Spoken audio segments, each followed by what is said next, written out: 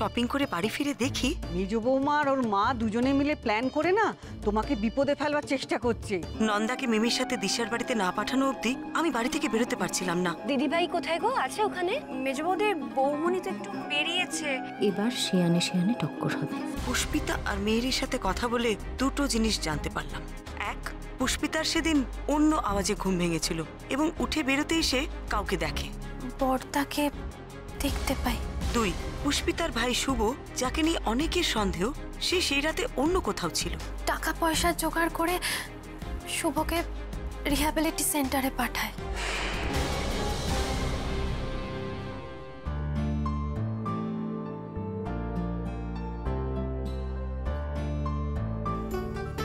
কি হলো, থেমে গেলি কেন? আরে এদিকেও প্রণাম কর। তাই না মিমি, একটা গাঁটটা মারবো। আরে কর না। দেখেছো তোমার কি করছে, দেখো।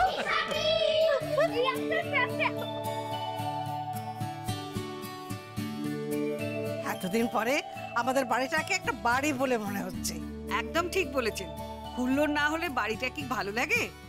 দিদিভাইকে দেখছি না তো, কোথায় গো? তো দিদি ভাই তার বাপের বাড়িতে গেছে সন্ধেবেলায় ধূপ দেবে বলে। ধূপ দিতে বাপের বাড়ি গেছে? শুনলাম তাই। বাবা, মেজো পিসে এলো না কেন? কখন আসবে? এই মা, তুমি একাই চলে এলে? মেজো পিসের সাথে তো আমার গল্পই করা হয়নি। মা, দিদিভাই এখনো এলো না তো? একটা খালি বাড়িতে ধূপ দিতে কতক্ষণ লাগে বলুন তো মা? বাঘের গল্প বলছে মেজনাথ বউ। রাখালের পালে বাঘ পড়ার গল্পটা ঠাম্মা।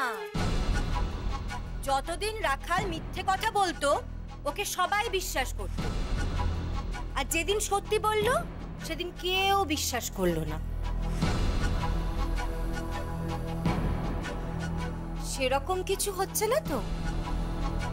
বড় বৌমা গেছে বাপের বাড়ি, বাড়িটা একটু পরিষ্কার করে ধূপ দিতে। কত সময় লাগে মা?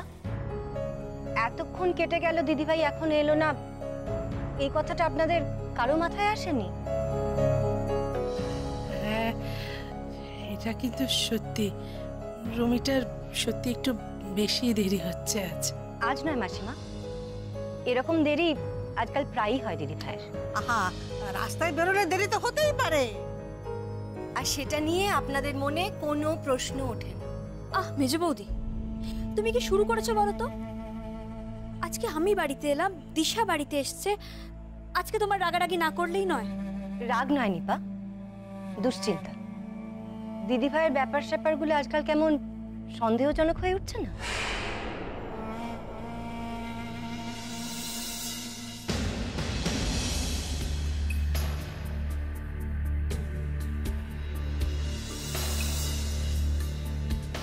বৌমনি, বৌমনি। মা দিশা, কখন এলি রে? এই মাত্র এলাম। কি মিষ্টি লাগছে দেখতে। দিদিভাই, হ্যাঁ, তোমার ধূপ দেওয়া হলো? খুব দেরি হয়ে গেল না আমার? নিশ্চয়ই কোনো কারণে দেরি হয়েছে। রাস্তায় খুব জ্যাম ছিল না? ইস, তাহলে তুমি যেদিকে গেছিলে সেদিকেই জ্যাম ছিল। কারণ আমরা দিশার বাড়ি গেলাম, খেলাম, কত আড্ডা দিলাম, তারপর হুশ করে বাড়িও চলে এলাম। আর এই সবটা তোমার ওই ধূপ দিতে যাওয়ার আর আসার মধ্যে। এই যে বড়নাথ বউ, আর কতক্ষণ দাঁড়িয়ে থাকবে বলো দেখিনি? বাইরের কাপড়ে কতক্ষণ গজল শুনবে? একজন ছোট হয়ে ঠাস ঠাস করে তোমাকে কথা শোনাচ্ছে আর তুমি হজম করছো। খুব মিষ্টি লাগছে না? বারে বা, যেটা আমার বেলায় করা হয় সেটা অন্য কেউ করলে সাতক্ষণ মা। এই বাড়িতে তো দেখছি কোনো জাস্টিসই নেই, সব সময় এক চোখ। বড়নাথ বউ, তোমাকে কি বললাম, কথাটা কানে গেল না?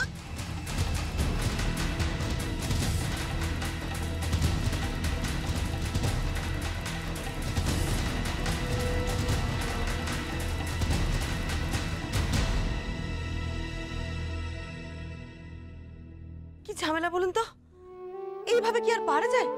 দিন রাত যেন আমি চোর পুলিশ খেলছি, কিন্তু দুর্গামূর্তিটা না পাওয়া পর্যন্ত আমিও তো শান্তি পাচ্ছি না।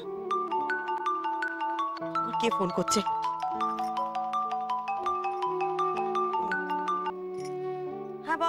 কি বলবো ম্যাডাম, আপনি তো পুলিশের খাতায় ওয়ান্টেড লিস্টে নাম উঠিয়ে নিয়েছেন। মানে লাহা ভবনের বাইরে সিভিল ড্রেসে কিছু পুলিশ পোস্টেড আছে, তারাই আমাকে সকালবেলা ইনফরমেশন দিল। তারা নাকি লাহা ভবনেতে একজন সন্দেহজনক মহিলাকে ঢুকতে দেখেছে। সে মহিলার একটি ছবিও পাঠিয়েছে। সে মহিলার মুখ একদম তোমার সঙ্গে হুবহু মিলে যায়। বলিস কি তুই? ঠিকই বলছি, তুমি এখন লাহা ভবনের দুর্গা মূর্তি উধাও কেসে ওয়ান অফ দ্য সাসপেক্ট। আচ্ছা, এই সব কিছু তোর জন্য হয়েছে অরূপ। বারে বাহ, ভালো করতে গেলে আমার উল্টে খারাপ হয়ে গেল। এতদিন শুধু নন্দা সন্দেহ করত, এখন পুলিশও। এখন পুলিশও। এবার কি হবে? আর কি হবে বলো? হয় তুমি হারানো মূর্তি খুঁজে বার করবে, না হলে হাতে হাত করা। মার খাবি তুই অরূপ। তোর মূর্তি তুই খুঁজে বার কর। তোর কেসের ব্যাপারে আমি কোনো সাহায্য করতে পারবো না, তুই আমাকে একদম বলবি না, বুঝেছিস? আমি ঠিক করেছো তুমি পড়ি, পুলিশের কোনো কেসই তুমি সলভ করবে না। করবো নাই তো। কি কাণ্ড করেছো তুমি জানো?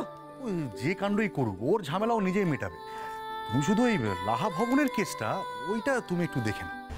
বাবার বন্ধু ছিলেন তো, তাই বলছি ওই কেসটা তুমি একটু সলভ করে নাও প্লিজ।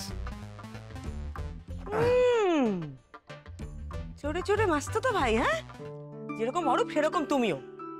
আরে না না, দেখো বিষয়টা হচ্ছে যে আমার মা আর অরূপের মা ওরা হলেন বেয়ান। আচ্ছা, বেয়ান মানে বোন, সেহেতু অরূপ ভাই হলো, মাস্তুত তো বটেই আর কি। মাস্টার তো বটেই না, আরো বটে ডাক্তারবাবু। আরে যাচ্ছ কোথায়? শোনো না, আমাকে একটু বলো না কেসটা কি হলো, একটু বলো। দূর, আমি জানি না, আমি বলতে পারবো না। এই সিরিয়াসলি এরকম করছো কেন? আমাকে একটু বলো না বিষয়টা কি হলো। কিছু হয়নি, ওই শুধু কয়েকটা খটকা, আর কিছু না। কিরকম? 1 নম্বর খটকা হলো রতিন কাকার বড় ছেলে তিমির, এখন সে বেকার। চুরির দিন রাত্রে হঠাৎ সে বাড়ি থেকে বেরিয়ে যায়। কোথায় যায় সে আর কেন?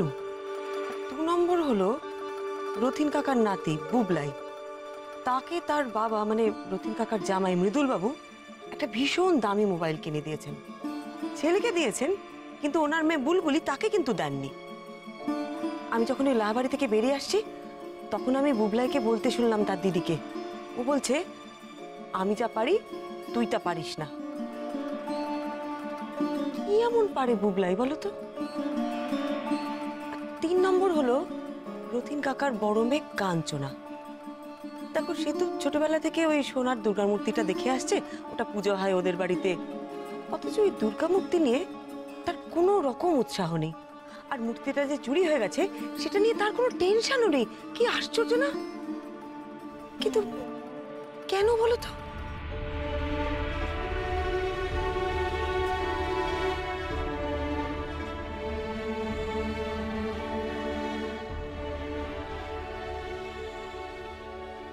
মুখ খারাপ নাম সীমানা করে বসে আছো কেন? হ্যাঁ, এই বড় নাতবুকে কেমন কায়দা করে ভাগিয়ে দিলাম বলে দেখি। উদ্ধার করেছে। ওই মেয়েটা আসতে না আসতে একবার মেজো নাতবু হামলে পড়লো। আরে দাঁড়িয়ে দাঁড়িয়ে কথা শুনলে কি পেট ভরবে? আপনি যা করেছেন ঠিকই করেছেন, কিন্তু সত্যি বড় বৌমা আসতে অনেক দেরি করেছে। বাঘাজুতে নাচতে কতক্ষণই বা সময় লাগে? আগে হ্যাঁ, তা তো আগে আসতেই পারতো, কিন্তু মেয়েটার মনের অবস্থার কথাটা একবার ভাবো। হাজারো বাপের বাড়ি তো, তাই ফাঁকা পড়ে আছে তো, ধু করছে বাড়িটা। সেখানে গিয়ে হয়তো বাপের জন্য প্রাণটা কেঁদে উঠেছে, হ্যাঁ সেখানে গিয়ে দুদণ্ড বসেইছে, তার জন্য আবার তোমার সব গায়ে ব্যথা লেগে গেল। বলে মেয়েটার কথা আবার ভাববে না, চিন্তা করবে না, এবার ঘোরের দিকে তাকিয়ে বসে আছে। মেয়েটার জন্য তোর মায়া হবে তো নাকি? যত সব।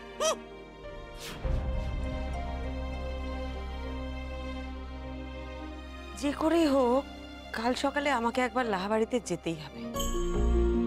কিন্তু তুমি ওই বাড়িতে আবার ঢুকবে কি বলে? তুমি তো একবার শাড়িওয়ালি হয়ে ঢুকেছিলে, আবার তুমি শাড়িওয়ালির সাথে ঢুকবে? সেই ব্যবস্থা আমি করে এসেছি ডাক্তারবাবু। কিরকম? আমার ওই শাড়ির গাঁটরিটা আমি ওই বাড়িতে রেখে এসেছি, ওদের বলেছি কাল এসে আমি এটা নিয়ে যাব। বাবা শাবাশ, তুমি তো দেখছি সাংঘাতিক। হ্যাঁ, তোমাকে আমি যতই দেখছি ততই মুগ্ধ হয়ে যাচ্ছি। আমি কিন্তু হলপ করে বলতে পারি, অন্য কোনো প্রফেশনাল গোয়েন্দা তোমার মতন ভাবতে পারবে না।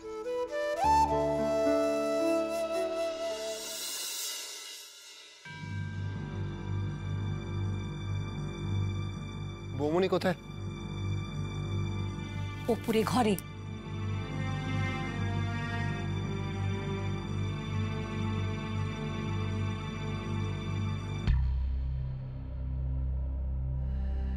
ভাই এসেই ওপরে চলে গেল দিদি ভাইয়ের ঘরে। কি নিয়ে এত ডিসকাশন চলছে ওদের মধ্যে জানতে হচ্ছে তো। কাল ওই লাহাবাড়িতে গিয়ে যে করেই হোক আমাকে একটা এসপার ওসপার করতেই হবে ডাক্তারবাবু। বারবার তো আর আমি ওই বাড়িতে যেতে পারবো না বলো, আমার নিজেরই তো কত ঝামেলা। হ্যাঁ, আর এ বাড়িতেও যা সমস্যা দেখছি পরি। সত্যি বাবা, ওই নন্দার জেরায় না একেবারে জেরবার হয়ে গেলাম। সবসময় আমার টেনশন, এই বুঝি ধরা পড়ে গেলাম। ওর উপরে মুস্কো পুলিশগুলো সারাদিন ওই লাহাবাড়িতে বসে কি করেছে জানো? কি করেছে? আমার ছবি তুলেছে। হ্যাঁ, ওদের নাকি মনে হয়েছে আমিই সব থেকে সন্দেহজনক ব্যক্তি। তুমি ভাবো ডাক্তারবাবু, এবার যদি আমি বারবার ওখানে যাই তাহলে তো বাবা আমাকে অ্যারেস্টই করে নেবে। আমি যাব না। অ্যারেস্ট করে নেবে তোমাকে? আর তো দুঃসাহস।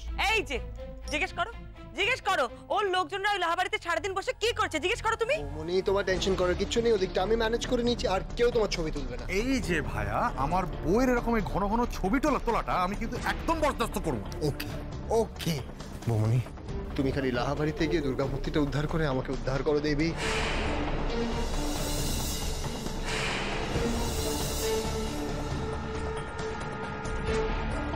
ভেবে দেখছি। লাহা ভবনের হারানো দুর্গা। বাহ, এতদিন শুধু ধোঁয়া দেখছিলাম, এবার তো দেখছি আগুনও আছে। শুধু বাকি রইল তাহলে হাতে নাতে ধরে হাটে হাঁড়িটা ভাঙা। লাহা ভবন, দুর্গা মূর্তি, খবরের কাগজে বেরিয়েছিল না?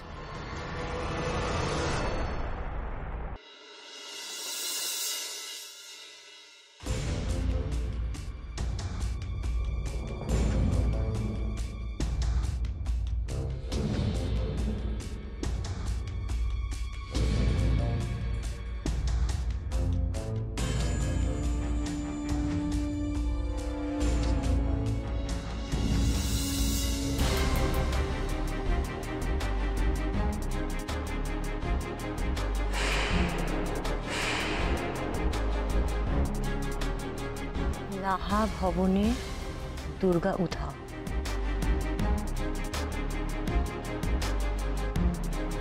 তার মানে এই সেই বাড়ি। তুমি এই বাড়িতে যাবে তাই তো দিদি ভাই? ডিটেকটিভ পরমা মিত্র, তোমার দিন এবার শেষ।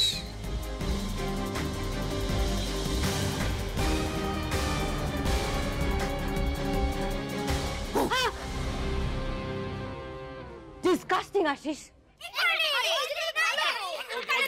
এখান থেকে শুরু হোক এই ঠাকুরিয়াছি। হ্যাঁ, ওরকম ভাবে আটকাছে ঠাকুর দেখার কোনো যুক্তি নেই। আমরা বালিগঞ্জ থেকে স্টার্ট করবো। আমি বর্দিতলে। কিছু রাস্তা চেনে না, কিছু চেনে না, আমি বেদ্দিত দিলে বলে দিলি। ছোটদা, আমি কিন্তু সবাইকে বলে দেব। কি বলবি? আরে দেখছিস একটা ইম্পর্টেন্ট কথাবার্তা চলছে, তার মাঝখানে এইসব বাড়ি কথা বলার কোনো যুক্তি নেই। আমার কথা শোন, সেদিনকে না আমি বলছি আমরা বরঞ্চ সাউথ থেকে নর্থে যাব, ঠিক না? এই তুই দুটো প্যান্ডেলে হাঁটতে হাঁটতে পা ধরে যাও, সাউথ থেকে নর্থে যাবে। আচ্ছা কি হলো, তুমি কি নামবে? আরে এরপর কিন্তু আর নেমন্তন্ন খেতে যেতে পারবো না। এই সত্যি লেট হয়ে যাচ্ছে কিন্তু পরি, এবার কিন্তু আর যাওয়া যাবে না। আরে কি হলো? আরে বড়দা, বৌদি কোথাও বেরোচ্ছে নাকি রে? এত লেট করো না তুমি সত্যি। কোথায় যাচ্ছ বৌমনি? হবে না আমরাও যাব, আমরাও নেমন্তন্ন খেতে যাব। হ্যাঁ, সবসময় তোমাদের কেন একার নেমন্তন্ন থাকবে? আমরাও যাব, আমাদের কেউ নেমন্তন্ন করে খাওয়ায় না। আচ্ছা ঠিক আছে, পুজোর সময় আমি একদিন তোদের নেমন্তন্ন করে খাওয়াবো, ঠিক আছে? ও বৌমনি, ওইসব নেমন্তন্ন ফেমন্তন্ন বাদ দাও তো। দেখো না, আমরা পুজোর ঠাকুর দেখতে যাওয়ার প্ল্যানটা বানাচ্ছি, একটু রুট ম্যাপটা করতে হেল্প করো না প্লিজ প্লিজ প্লিজ। শোন, আমি একটা কথা বলছি। রুট ম্যাপ তো আমার জানা আছে, ওই একই তো রুট। ওই ষষ্ঠীর দিন হচ্ছে নর্থ ক্যালকাটা, আর সপ্তমীর দিন হচ্ছে বলো ওই সাউথ, ওই বেলা টেলা ওইসব। আবার কি আছে, ও জানা আছে। না তার সব ভুলিয়ে দিল। আচ্ছা আমার কথাটা শোন, তোরা প্ল্যানটা করে রাখ, আমি ফিরে এসে ফাইনালি সব দেখে নেব। হচ্ছে দেখে নেবে? কি চাকার কথা বলছো গো বড়নাথ বউ? এই শোনো না, আমার একটু দেবে তো? ও ঠাম্মা, চেখে নেবো না, তা দেখে নেব। ওরা ওই যে পুজোয় কোথায় ঠাকুর দেখতে যাবে সেই প্ল্যান করছে, আমি বলছি দেখে নেব।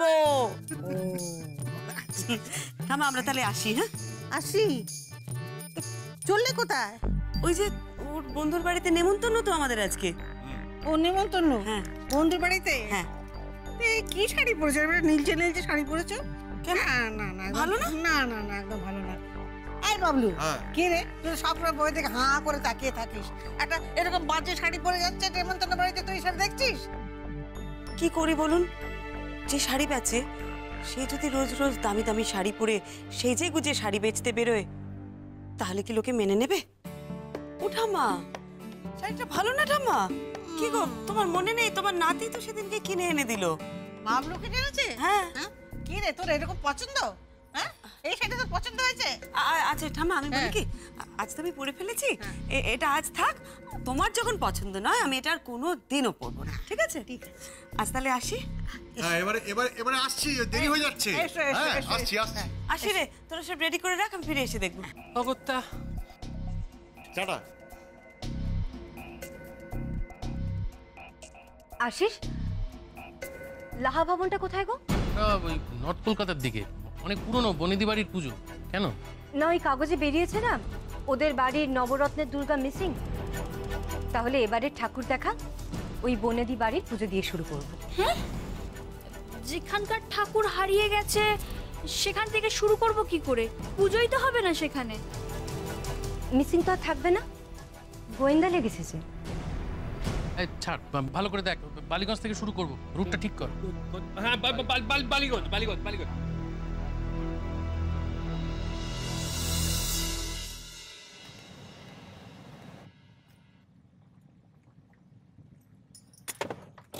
আর কতদিন যে এরকম লুকিয়ে লুকিয়ে বেরোতে হবে কে জানে। শোনো, যতদিন হয় ততদিন ভালো পড়ি। এই ফাঁকে একটুখানি বইয়ের সাথে প্রেমটাও করে নিচ্ছি। বাহ, শুরু হয়ে গেল তো। তুমি গাড়ি থেকে নামলে কেন? তুমি যাও, তোমার কাজে যাও। আরে কাজের সময় কাজী, আর কাজ ফুরলেই পাজি। আমার হচ্ছে এই দশা, জানো তো। এই সবই তো তোমার জন্য ডাক্তারবাবু। তুমি না থাকলে আমার গোয়েন্দাগিরি হতো বলো? শোনো পড়ি, যে খায় চিনি তাকে জোগায় চিন্তামণি, বুঝতে পেরেছো? তোমার ট্যালেন্ট কি চাপা থাকার জিনিস? ব্যাস ব্যাস, অনেক হয়েছে। তুমি এবার এখান থেকে যাও ডাক্তারবাবু। ওরা যদি দেখে না শাড়িয়ালি এত বড় গাড়ি থেকে নামছে, ব্যাস সব গন্ডগোল হয়ে যাবে। যাও যাও যাও যাও, আমি আসি। ঠিক আছে, এসো। দুগ্গা দুগ্গা, বিজয়ী ভাবা। এ বাড়িতে তো আমার কথা কেউ বিশ্বাস করবে না। দেখো দেখো, নিজের চোখেই দেখো। কি এটা? কি এটা? কি সেটা তুমি তোমার ওই গুণধরী ছোট ছেলের বউকে জিজ্ঞেস করে দেখো, ওর ঘরেই তো এটা পাওয়া গেছে কিনা। ও আর কি বলবে? এই কল্পনা, চুপ করে দাঁড়িয়ে আছিস কেন? বাবাকে বল, বল না। ছোট বৌদির ঘর ঝাড় দিতে গিয়ে কাগজটা পাই, ভেবেছিলাম এটা দরকারি, তাই তাই ও কাগজটা আমার কাছে নিয়ে এসেছিল দেখানোর জন্য যে এটা কাজের কাগজ কিনা। আমি সেই কবে থেকে বলছি যে ওই মেয়ে মূর্তি সরিয়েছে। এবার হলো তো, হাতে নাতে ধরা পড়লো। আর এই যে এই চিরকুটে যে লেখাটা দেখছো না, দেখো কে যাও, তার হাতে গিয়ে ওই মূর্তিটা তুলে দিয়ে এসছে। কি কাণ্ড! ওটা তো আমার লেখা চিরকুট। পুষ্পিতা ওটা আবার রেখে দিয়েছে। কাল বিকেলে আমার ছেলেটাকে টানতে টানতে বের করে নিয়ে চলে গেল। কত করে মানা করলাম, পাত্তাই দিল না। আমি জানি তো ওই মূর্তিটা ওই সময় ও পাচার করেছে। আর মিহির? মিহির কোথায়? সে তো এ বাড়ির ছেলে। ডাকো ডাকো ডাকো ডাকো তাকে। আশ্চর্য ব্যাপার, আমার সিন্ধুক থেকে দুর্গা মূর্তি চুরি করে না না, ওকে আমি ঘর ছাড়া করে ছাড়বো আজকে। আশ্চর্য ব্যাপার, এর জন্য ওদেরকে শাস্তি দিতে হবে। আমি পুলিশ ডাকবো আজকের মধ্যে। আমি আমার ওই দুর্গা মূর্তি ফেরত চাই। আমি দুধ কলা দিয়ে কাল সাপ পুষেছি। দেখুন বাবা, আপনি একটু শান্ত হন, আপনার প্রেশার বেড়ে যাবে। তুমি থামো, দেখছো বাড়ির ভেতরে এই কাণ্ড, কি করে আমি শান্ত থাকবো? নিজের ছেলে কিনা চোর, আর সেটা দেখতে আমার বেঁচে থাকা। বিশ্বাস করুন, আপনারা বিশ্বাস করুন, আমরা চুরি করিনি, আপনার ছেলে চুরি করেনি, আমরা জানি না মূর্তি কোথায়। বিশ্বাস করুন। ফের মিথ্যে কথা না, ফের মিথ্যে কথা। হ্যাঁ, দাঁড়ান।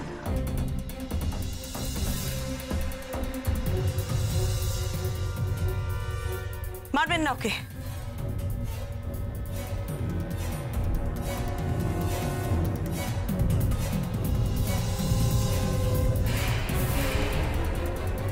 ওর কোনো দোষ নেই, মূর্তি কোথায় ও জানে না।